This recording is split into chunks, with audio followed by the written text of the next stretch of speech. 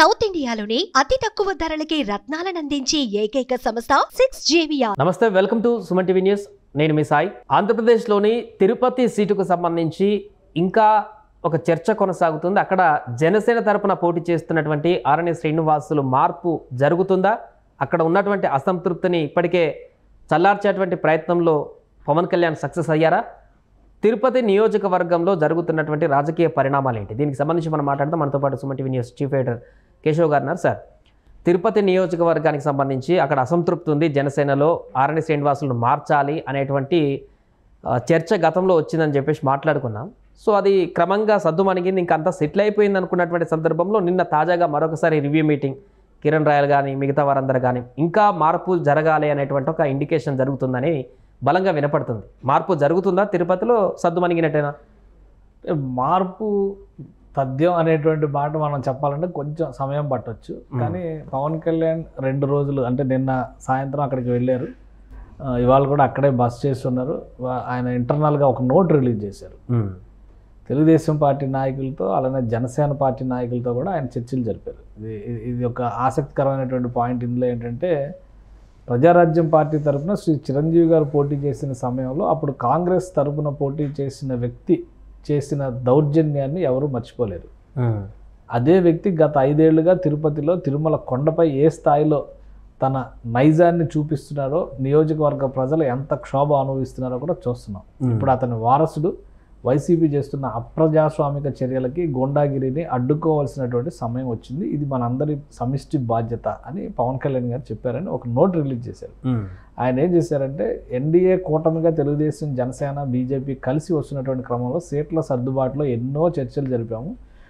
ఆ క్రమంలోనే తిరుపతి సీటు జనసేన పార్టీకి ఎంతో కీలకమైనటువంటి సీట్ అయినప్పటికీ జనసేనకి ఇవ్వాల్సిందే అనేటువంటి పట్టుదలని అంగీకరించారు చంద్రబాబు నాయుడు గారు. అలానే కిరణ్ రాయల్ నగర అధ్యక్షుడు. ఇందులో ఈయన ఏమంటారంటే, కిరణ్ రాయల్, రాజారెడ్డి వీళ్ళందరూ కూడా, పగడాల మురళి, శ్రీహరి, దినేష్ జైన్ వీళ్ళందరినీ కూర్చోబెట్టి మాట్లాడారు.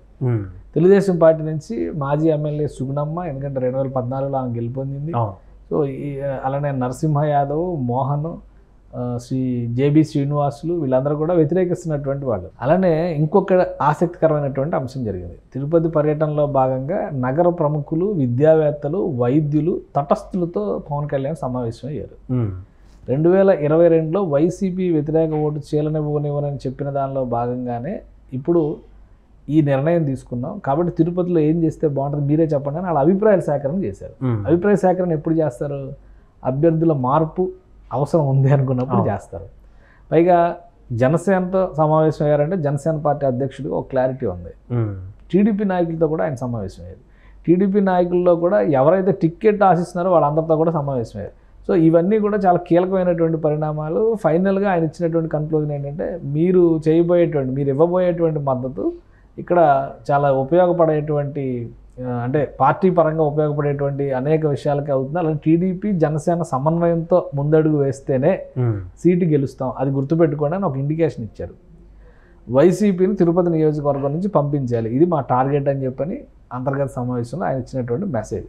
సో ఈ అంశాలన్నీ చూస్తున్నప్పుడు అక్కడ మార్పుకి ఎక్కువ అవకాశాలు కనిపిస్తున్నాయి. అదే క్రమంలో ఇప్పుడు ఒక కొత్త ప్రతిపాదన ఏంటంటే, కొన్ని జిల్లాల్లో కానీ నియోజకవర్గాల్లో కానీ పవన్ కళ్యాణ్ పర్యటనలు జరుపుతున్నప్పుడు కూడా నాగబాబు సేవలను ఉపయోగించుకోవాలి అనేటువంటి మాట పదే వస్తుంది. సో ఇప్పుడు తిరుపతి నియోజకవర్గం గతంలో చిరంజీవి గారు పోటీ చేశారు. చిరంజీవి గారు వారసత్వం అనేటువంటి వారసత్వం అనే దాన్ని అంగీకరించకపోయినా కానీ నాగబాబుని అక్కడి నుంచి బరిలో నిలిపితే ఈ సమస్యలన్నిటికీ ఒక పరిష్కారం వస్తుంది అనేటువంటి మాట జనసేన పార్టీ నాయకులే ప్రతిపాదిస్తున్నారు. ఆశావహులు ఉన్నప్పటికీ కూడా సమస్య లేకుండా అందరూ కలిసికట్టుగా పనిచేయాలంటే నాగబాబు గారికి ఈ సీట్ ఇవ్వండి. గతంలో కూడా చర్చ జరిగింది. పవన్ కళ్యాణ్ గారు పోటీ చేయకపోతే నాగబాబు గారిని దింపండి ఇక్కడ అనేటువంటి మాట కూడా జరిగింది.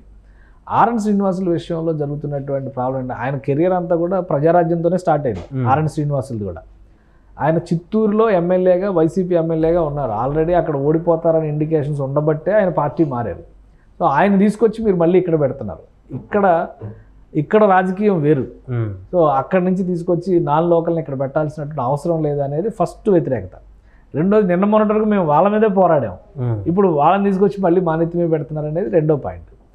టీడీపీలో వస్తున్నటువంటి అభ్యంతరాలు ఏంటంటే ఆర్ఎన్ శ్రీనివాసులు వ్యవహార శైలి పైన కూడా తీవ్రమైనటువంటి అభ్యంతరాలు వ్యక్తం చేస్తున్నారు.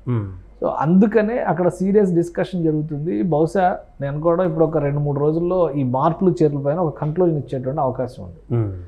అభ్యర్థిని మార్చడానికి ఎక్కువ స్కోప్ కనిపిస్తుంది. ఒకవేళ ఆర్ఎన్ శ్రీనివాసులను మార్చినట్లయితే ఆయన అక్కడ రెబల్ లేదా తిరుగుబాటు బావుట ఎగరేస్తే అది నష్టం చేకూర్చే అవకాశం లేదు. అది 0% ఎఫెక్ట్. ఎందుకంటే ఆయన అక్కడ నాన్ లోకల్, ఆల్రెడీ చిత్తూరు నుంచి అక్కడికి వచ్చారనేటువంటి క్లారిటీ ఉంది.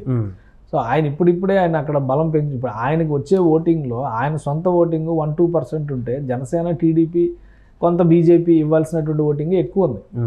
కాబట్టి ఆయన కంటే ఎవరైనా స్థానికులు అనేటువంటి యాంగిల్లోనే ఎక్కువ డిస్కషన్ జరుగుతుంది. అసలు ఈ సమస్య ఏది లేకుండా నాగబాబు గారిని దింపితే కనుక అందరూ కాంప్రమైజ్ అవడానికి అవకాశం ఉంటుంది. సో ఈ అంశాలన్నింటినీ దృష్టిలో పెట్టుకునే జనసేన అధినేత స్వయంగా అక్కడికి వెళ్ళి ఇప్పుడు నాగబాబు గారు తిరుపతి నేతలందరినీ పిలిచి మాట్లాడారు. ఆర్ఎన్ శ్రీనివాసులను కూడా పిలిచి ఒక ఇండికేషన్ ఇచ్చారు, అందరినీ కలుపుకొని వెళ్ళాలనేటువంటి మాట చెప్పి చివరికి ఉగాది పర్వదినం రోజున ఓపెన్ చేసిన పార్టీ ఆఫీస్ కూడా ఆర్ఎన్ శ్రీనివాసులు గారు ఆయన సొంత మనుషులు తప్పితే జనసేన పార్టీలో కీలకమైన నాయకులు ఎవరు అక్కడికి రాలేదు అనేటువంటి విమర్శ ఉంది. సో ఇప్పుడే అలా ఉంటే ఎట్లాగా? ఒకటి. రెండోది, ఇప్పుడు బొమ్మన కరుణాకర్ రెడ్డి గారు అక్కడ సిట్టింగ్ ఎమ్మెల్యే, ఆయన కొడుకు అక్కడ పోటీ చేస్తారు. ఆల్రెడీ ఆయన తిరుపతి మేయర్గా పనిచేశారు. తిరుపతి మేయర్గా పనిచేసేటువంటి క్రమంలో టీటీడీ ధనాన్ని కొల్లగొట్టారు అనేటువంటి ఆరోపణలు ప్రతిపక్షాలు చాలా రోజులుగా చేస్తున్నాయి. అలానే దుర్వినియోగం జరిగింది, అనేక ప్రాజెక్టుల్లో దుర్వినియోగం జరిగింది అనేటువంటి విమర్శ కూడా చేస్తున్నాయి.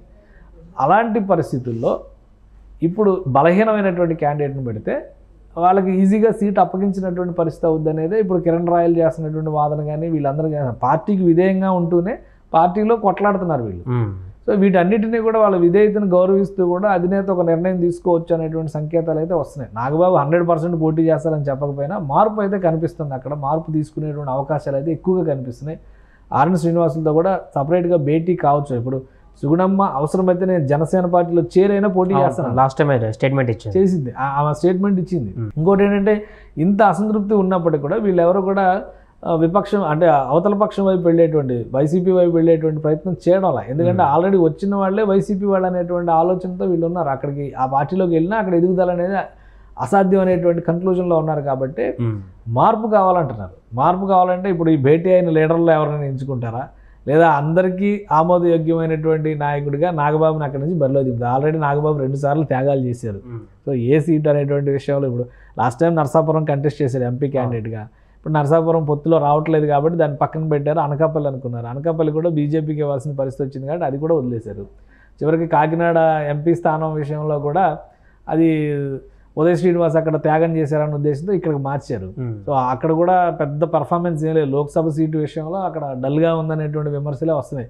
కాస్త కోస్త మెరుగ్గా ఉంది. మచిలీపట్నంలో బాలయోగి ఆయన బాలశౌరి చేస్తున్నటువంటి దీనిలోనే కొంత బలంగా ముందుకెళ్తున్నారు అనేటువంటి సంకేతాలు వస్తున్నాయి. కాబట్టి మార్పులు చేర్పులకైతే ఇంకా స్కోప్ ఉంది. కొన్ని నియోజకవర్గాలు, ఒక 5-6 నియోజకవర్గాల్లో జనసేన పార్టీ క్యాన్వాసింగ్ కూడా చాలా బలహీనంగా ఉంది అనేటువంటి అభిప్రాయం ఉంది. గన్నవరం, పి గన్నవరం దగ్గర కొంత లూప్ హోల్స్ ఏర్పడుతున్నటువంటి విధానం కావచ్చు, పోలవరం విషయంలో కావచ్చు, రాజోల్ సీటు విషయంలో కూడా అదే రకమైనటువంటి అసంతృప్తి ఉంది. ఎందుకంటే ఆయన ఐఏఎస్ ఆఫీసర్ని తీసుకొచ్చి అక్కడ పెట్టారు. ఆయన క్యాన్వాసింగ్ అసలు ప్రజల్లోకి వెళ్ళట్లేదు అనే అధికారిలాగే వ్యవహరిస్తున్నాడు అనేటువంటి విమర్శలు వస్తున్నాయి. సో ఇవన్నీ సవరించుకోవాల్సినటువంటి బాధ్యత జనసేన పార్టీ మీద ఉంది. ఈ క్రమంలోనే తిరుపతి పంచాయతీకి ముగింపుగా అందరికీ ఆమోదయోగ్యమైనటువంటి వ్యక్తిగా నాగబాబును పరిగణిస్తే కనుక తిరుపతి ఓటర్ కూడా ఆమోదించడానికి అవకాశం ఎక్కువగా ఉంటుంది. కాబట్టి సో ఆ దిశగా ఏమైనా అడుగులు పడతాయేమో చూడాలి. Right sir. సో మొత్తానికి అది తిరుపతి సీటుకి సంబంధించి అయితే ఇంకా క్లారిటీ రానట్టే కనపడుతుంది జనసేన పార్టీలో. ఆ సీటు మార్చాలంటూ జనసేన, టీడీపీ పట్టుబడుతున్న సందర్భంలో పవన్ కళ్యాణ్ దీనిపైన సమీక్షలు జరుపుతున్నారు. ఫైనల్గా అల్టిమేట్గా సీట్లను మారుస్తారా లేకుంటే అదే అభ్యర్థిని కొనసాగిస్తారో చూడాలి. సుమన్ టీవీలో మీ పర్సనల్ అండ్ బిజినెస్ ప్రమోషన్స్ కోసం కింది నెంబర్కి కాంటాక్ట్ చేయండి.